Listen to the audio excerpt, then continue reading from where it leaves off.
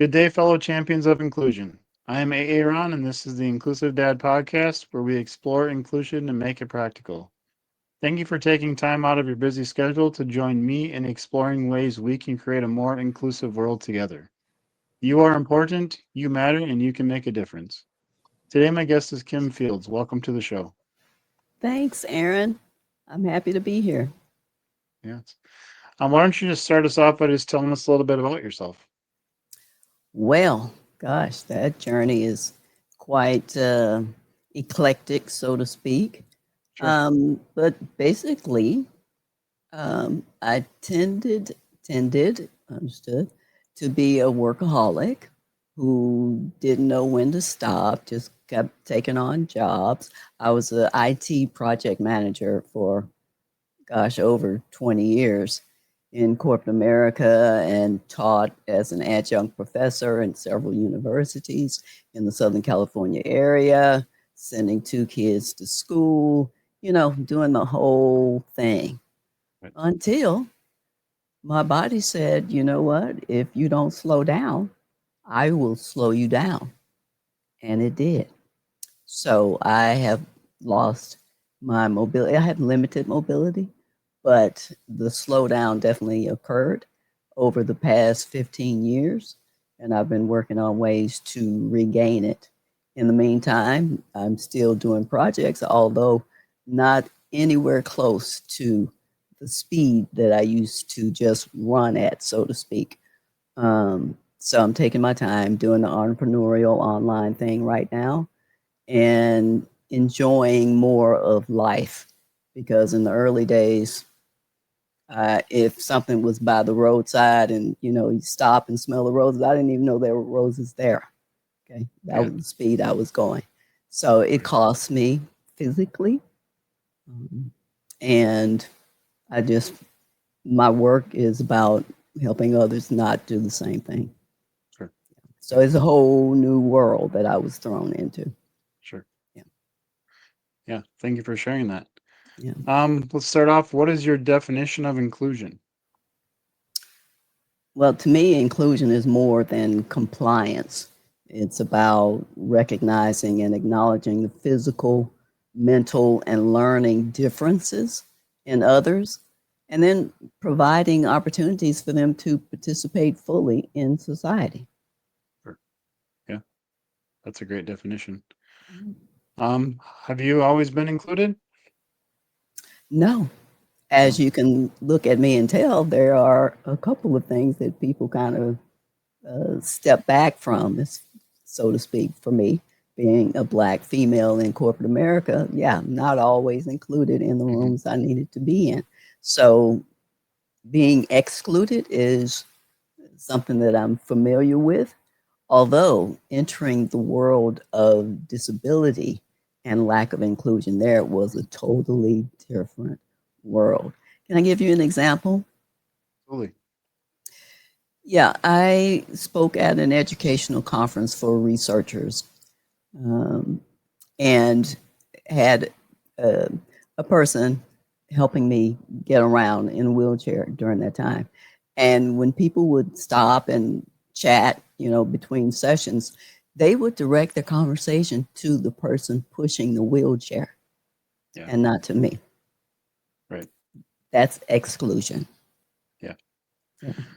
Yeah. Unfortunately, I have a daughter, Cecilia. She's 22, and she uses a power chair to get around. And it's yeah Hmm. that as terrible as that is, it's not surprising to me because it still happens when I'm out with her. I mean, it's doctors' offices too, where Yes. we'll show up to the check-in desk and they'll look at me and say, what's her name and birthday? And I'm like, nope, she can answer. She can. I mean, Exactly. she's somewhat nonverbal, but I'm like, you should ask her first. If she can't do it or she needs help, then look to me. You should not look to me first, though. That's yeah, Yeah, and that's so important. I mean, you yeah, may have lost some mobility either in the arms yep, or the legs or wherever it is. You right, could have lost vocal cord mobility, but it yep, doesn't mean the person can't think, they can't talk. yeah, right, It's very, yeah, very annoying and it yeah, just kind of shuts people out unnecessarily. yeah. How did you? I mean, how do you address it if that happens to you? What do you say? I just speak up and say, Yeah, I can answer that question. right, Yeah. right. What kind of reaction do you get when you say that? Shock. Like, Shock. okay. And it, almost like embarrassment, as if they Yeah, didn't realize that was what they were doing. sure. Yeah. It's obvious there's two people here directed to that. Now, I will say, on one exception, that I had an interaction at my credit union, and the person waiting on me to do whatever the transactions were actually looked at me. Hmm. She talked to me. She Right. handed forms to me. And I was surprised in that instance and Hmm. actually wrote a very nice letter to her Sure. supervisor to acknowledge that she at least saw me. Right. Yep. Mhm. Yeah. Yeah. But it is interesting. Yeah. Some people are different. It's interesting also. Yeah. That's interesting how some people, you know, will just look at you and talk to you and others won't. My Yes. daughter, another experience, she's been liking to call and like set up her doctor appointments on the Mhm. phone. Mhm. So she normally does it with her mom, but she did it when she was at my house. So she called Mhm. them. The lady answered the phone, the first one. She couldn't understand my daughter, but she didn't even like ask any questions. Hey, can you try that again? She just hung up on her. I was Oh like, my. wow. So as I'm like saying like, okay, like it's not cool, but I don't want to. I mean, I wanted to support my daughter, so she's like, "I'll just call her back again." And she talked to another lady, Good and for that lady her. was very, very nice and like, "Hey, how are you doing today?" Had a conversation with her. It's like just Yes. so interesting, like how those two interactions, It's literally one right after the other, were so different. yes, So yes, it makes a difference. yeah, Unfortunately, we're surprised when people yep, act toward us like humans, but right, it's more common than we think. I mean, I've been going into retail stores. People can see you struggling on a walker or a power chair or a wheelchair, and they'll walk in front of you and will not hold the door open. yeah, I don't get it. yeah, yeah. I don't get it. I don't I get mean, it. I'm old enough though where I grew up to opening. I mean, you're walking up to a store and somebody's walking near you. I was taught to hold the door open and let Hold people the through. door. I mean that so, Correct. but I mean that's also interesting. Like now it seems like there's not some many people don't do that. So it's like it's like something changed somewhere. Something changed. Yeah, Absolutely. Yeah. but yeah. So it looks like you did some stuff in the education system too. Is Mhm. that correct? Do you want to Well, talk more maybe a little bit about? of Go ahead. yeah, and more of a researcher. I Okay, didn't teach K-12. I sure. taught in 13 and above. But my doctorate is in education. And what drove me to that point, so to speak, was the experiences of my children in the public Sure. education system. Yeah. So I had to find out what's going on with these teachers. Yeah. And it was eye opening. So that's what Maybe led want me into that. Yeah. maybe want to share a little story about what happened to your kids and what kind of how that propelled you into wanting to figure stuff out. Yeah. One experience comes to mind right away with my son, who was, I think, in the second grade at the time. And I came up to the school to pick him up after school. And he was standing where his desk was in the classroom because his desk was outside in the hall. And I asked his teacher, why is his desk in the hall? And she said that he kept his desk so messy that it was hard for her to walk around it. Mm. I shook my head. I told her that was unacceptable. I said, what you're doing is not looking at how that makes the child feel. He's isolated, he's outside of the classroom, he's not engaging with his friends. And you said that he's different. He's not different. And I told her that when I come up there tomorrow, his desk better be back in the place that it's supposed to be. Now, when I finished my conversation with her, I walked over to the principal's office to let the principal know I was displeased with that type of mentality Mhm. and then the actions behind it. So I said, okay, something about the mentality that some teachers have toward children of color needs to be examined. And that's where my work was through the whole doctoral program. Yeah.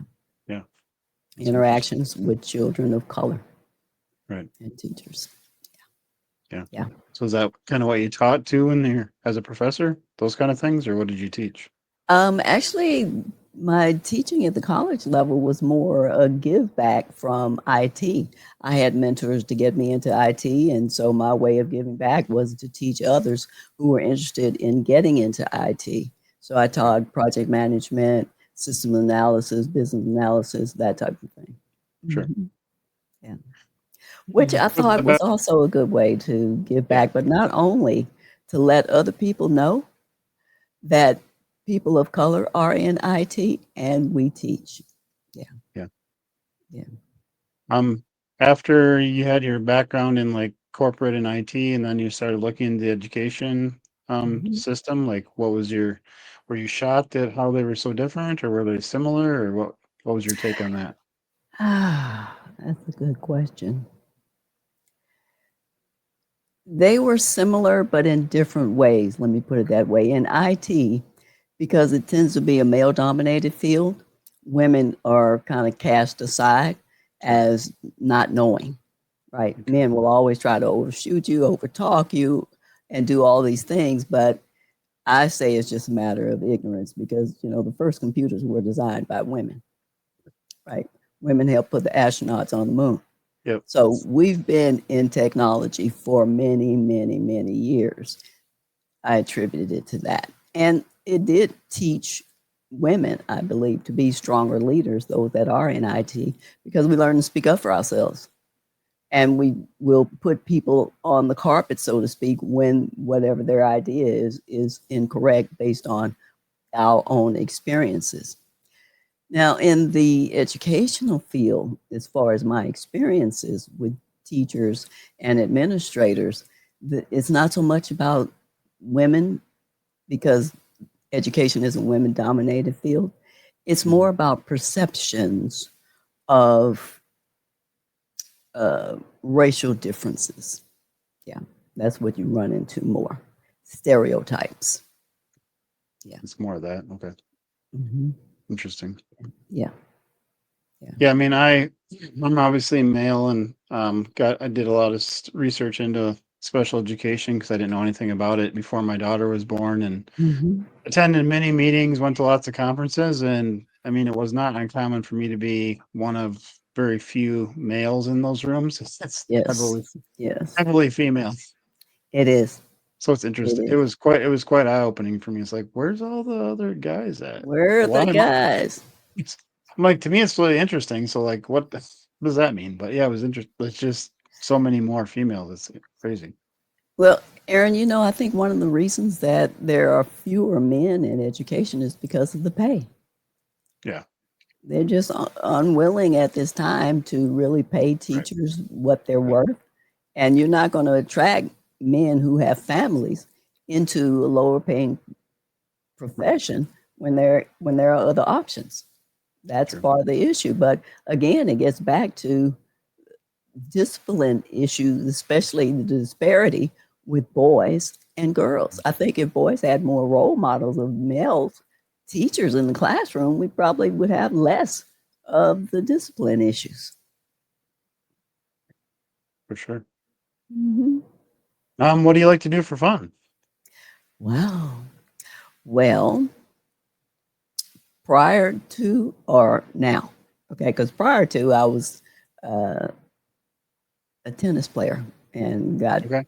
several trophies for Okay. playing competitive tennis. But since that time, fun now consists of learning new skills like building custom GPTs or Sure. um, investigating AI or doing research. Now, to me, yeah, I'm kind of weird. I think research is fun. Yeah. So I do that for fun. And then, the usual streaming stuff. I watch Netflix and Yeah, Prime and, that kind of thing. But fun to me, yeah, is learning a new skill. it's cool. That's what fun is now. Mm. Yeah. You're a competitive tennis player? I tried tennis like once and I gave up. I did not have. I was like, this looks way easier on TV than it actually is for me in person. Yeah, it's a tough sport. There's a lot to it, but yes, I love it. I used to play tennis at least 3 or 4 times a week. Played Wow. team tennis. Played in tournaments from, Sure. I don't know if you're familiar with the Southern California area, but from San Diego to Las Vegas. So yeah, I've Wow. traveled to play and everything else. Love the sport. Still watch it on TV. Go to tennis tournaments. Yeah. All of that. Yeah. Yeah. How do you think we can use empathy to be more inclusive? Yeah. I think the main thing about being empathetic to change our inclusive perspective is just to put ourselves in the other person's shoes. And I know that's difficult. I've been there when I was ableist and walking. I Hmm. had no idea what the lifestyle was for people that were disabled. But I think that if those who are able can just for a time put themselves in those shoes to find out, to understand what it takes for them to get in the chair, all the logistics that's required Hmm. for that, and then use that empathy to be more courteous, to be more kind. Yeah. Yeah. So do you use a wheelchair all the time or just sometimes? Um, Depends on where I'm going. Around the house, no, I don't use a Okay. wheelchair. But if I'm going out and I Sure. need to get somewhere quickly, then Sure. yeah, Yeah. use the wheelchair. Hmm. Like how are um is there a lot of curb cuts and accessible buildings where you live or what's that like Yes, out there? Okay. yes, California That's good. is excellent for That's that. awesome. Yes, now, I have been to some unfriendly cities. You know, the number one unfriendly city in my mind, New York City. Oh, really? Okay. Hmm. Oh my goodness. There are very few curb cutouts there, and don't try to Hmm. get in a restaurant in a wheelchair in New York City. Hmm. It Interesting. is ugly. It is ugly. Hmm. Yeah, it's very, very difficult to get around that city if you're in a wheelchair or ride along, walker, or I don't care. Unless Yeah. you are moving with 2 feet, that city is not friendly to that. They have walk ups, they have stairs to get in buildings, there's no ramps. I mean, it is not friendly. Interesting. Yeah. Yeah, I did not know that. I've never been. Well, I've driven through there. I've never like tried to go to any place. That's interesting. Yeah, in Mhm. Minnesota we got it's pretty good. I mean, it's there's still streets where the corners don't have curb cuts, Curves. which is annoying because if you start Yes. might take my daughter out for a walk and you're going in a different place you haven't been before, and all of a sudden you get to the end of the street and there's no curb cut, and it's like, well, she needs one, so now you got to backtrack either go out in the street Yes. or find a way to get across, or it's yeah, Yes. Yes. Well, that would be a topic that we may not finish today, Aaron, if we started talking about access yeah, for people that, need it. yeah, That's a big problem out here. I don't know about in Minnesota, but I have seen people use disabled parking spots yeah, to back their Mercedes into so they yeah, won't park next to them. yeah. Yeah. Yeah, I mean, or like I've seen where at like a well, we don't have a lot of video stores anymore, but like Blockbuster, where somebody would pull into the handicap spot to like drop off the return Video. the tape. Hmm. I'm like, you're Hmm. only gonna be there a few seconds. I understand that, Yeah. but still, that's Yeah. not what that's That's supposed to not be what it's for. for. That is correct. Yeah. Yeah, There's abuse going on. And unfortunately, it can't be policed yeah, enough. It's just too much right, going on. for Yeah. sure. And I think a Mhm. big part about why I like having talking with people and having conversations is just some people. I mean, most people I don't think do stuff on purpose to like park there and to be a jerk. I think just people don't realize that what how that impacts others. I mean, I know My partner and I have been together a few years now, but she Mhm. wasn't around, hasn't been around anybody, that's used a wheelchair to this level as my daughter. And Mhm. just since she's known me and my daughter, like she now, sees all the things that aren't accessible, whereas she's like, I thought there was the ADA and everything was good. And now I realize that there are a lot of places still that don't have it, or people park in the access or the aisle next to the handicap spot, and where they look in their driveway with the back end of the car covering the sidewalk. It's like, okay. Yes. Yes. So, I mean, Yes. just these, and I mean, maybe 99 times out of 100, if you have your bumper hanging over the sidewalk, there isn't going to be somebody in a wheelchair that goes by. Correct. But Yeah. that one time when my At daughter and I one are going time. for a walk and we have to go out in the street and to get around your car, I mean, Yes. that's Yeah. so, And that feeds into the conversation we were having about empathy. yep, It's yep, just no consideration of the struggle, and it can be a struggle some yeah, days that for sure. goes on a daily basis, like I said, just to get in the chair. I Yeah, mean, if you just think about the grooming or getting dressed or all of those things to coordinate to just get to the chair, right? You yeah, don't feel like when you go out and finally get in the chair and roll up to the door at a department store, do you feel like struggling trying to maneuver enough to get the door open? right. No, no, no. Yeah. So, yeah, So, empathy would go a long way, a long way. yeah. Yeah, in Minnesota, obviously too, we have snow. So when people don't shovel their sidewalk, it's like, I mean, you can't. My daughter's power wheelchair does not; those are not built to go through snow. So if No, there's snow and sidewalks or it's piles at the end of the curb cut, I mean, she can't get around. So you need, I mean, exactly, little things like that exactly. too. And Yeah, is there ice under the snow? Because that's the worst. that's also true. Yes. Yeah, because those wheels, like the surface area hitting the road or to move around is not much, and if there's ice, that's not the right rubber to be able to stick to that stuff. It just It is spins. It's not. no at all.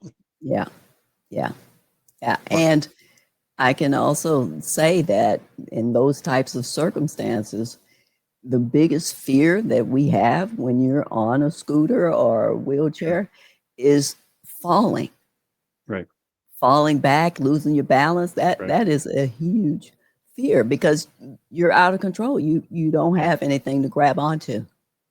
true. Yeah, Yeah, and if you do that's fall in scary. a situation, like, is somebody gonna be there to help you To get up? help you. You need to. Yes, yes, yes. Right. That's scary. Yeah. Mhm. What is one tip you can share to help the listeners be more inclusive today? So just something anybody can start doing today to be more inclusive. Uh, I would say just be mindful. Mm. Okay. Yeah. If you see somebody behind you that is not walking independently on their own, be mindful. Just hold the door. 20 seconds is not going to kill your Right. schedule for whatever it was you're going to do in Yeah. the mall or the grocery store or whatever. And just be mindful in grocery stores when you've got that basket on your lap and you're grocery shopping, ask if you can help. That's a simple thing. Some people don't want the help. That's fine. But ask, can I get something for you?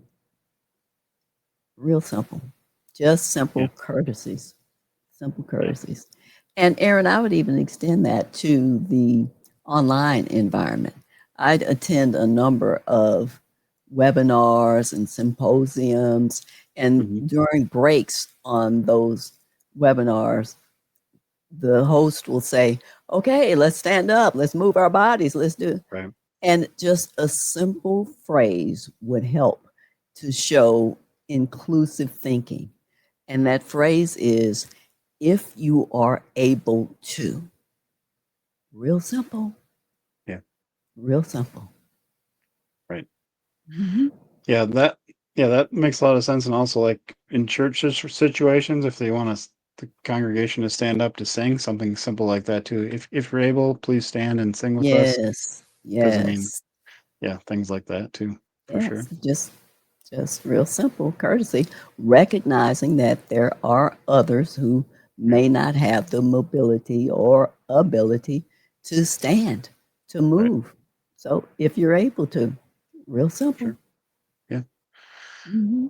Do you want to share where the best place is to connect with you, and maybe talk a little bit about what you're working on and how people can reach out? Yeah, you can reach me through my website, Okay, kimjfields.com.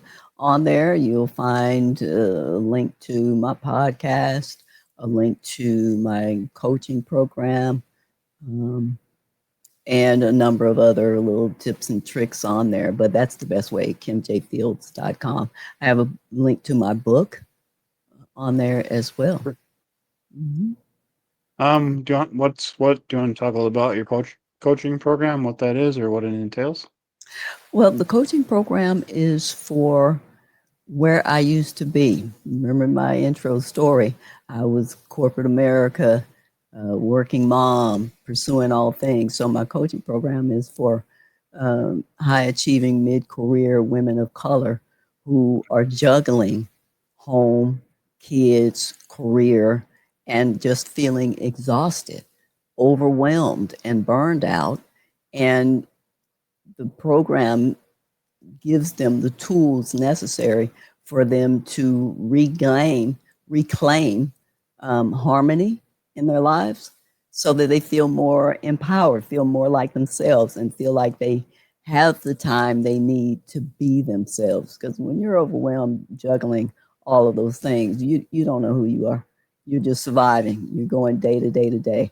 And Yeah. I've built a framework that helps them Okay. to, yeah, bring awareness to, hey, yeah, this is really not good for me, and to implement those things so that they feel better, more rested, more energized in their lives. Yeah.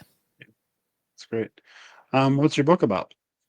My book is called An Upward Perspective, written under my pen name, Iris C. Carl, Okay. Iris C. Simpson. And it's basically my journey into the disabled world, basically, from being where I was to what happened to the things that I did to regain my sanity, my mental clarity, my mental outlook, and to move forward with confidence, knowing that, hey, if this is my state of being right now, that I'm going to be comfortable, I'm going to be satisfied, I'm going to be who I am in this moment right now. So it's not a here's where I was and here's how I overcame, but it's just a description of the journey for where I was and where I am now. Okay. And yeah, Awesome. explaining what that is. Yeah. That's great. I'll make sure I put the links to all that stuff in the show notes. Yes. You ready for the last question? I am. Do you like spam lunch meat? Yes or no? I did. You did?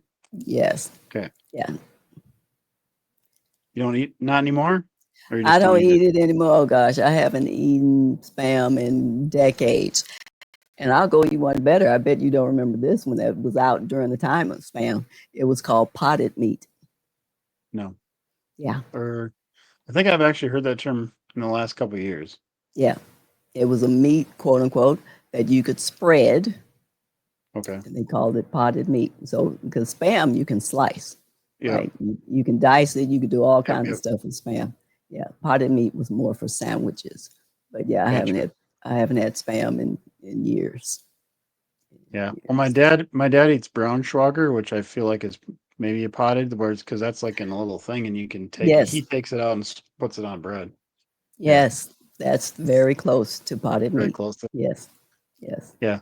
The reason I asked that question is I live near Austin, Minnesota, where they make spam and where the spam museum's located. So I've been asking everybody just to Oh, see what the answer is. It's kind of fun just to see how people react. Some yeah. are like, "No," it's really quick sometimes. Yeah. It's been kind of fun. Yeah. Oh, and I remember when they came out with the flavors of Yeah. Spam. Remember? Oh, Yep. yeah. Like I said, I'm well familiar with Spam. Mhm. Well, thank you so much for being on the show today. I appreciate it. Thank you. It's been fun. Yeah. I'm To those excited about listening, being here. yeah, thank you very much. To those listening, thank you for allowing me to be part of your journey. It is truly an honor. Please join the podcast newsletter by clicking on the link in the episode description to keep up with the latest episode. Together, we can make the world more inclusive. Until next time, stay empowered and be a champion for inclusion.